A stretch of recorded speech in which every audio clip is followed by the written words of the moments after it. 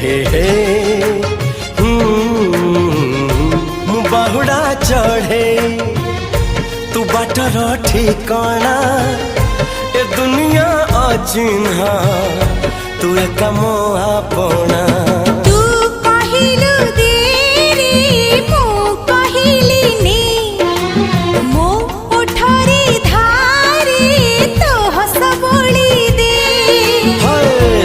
कहिल तारा दे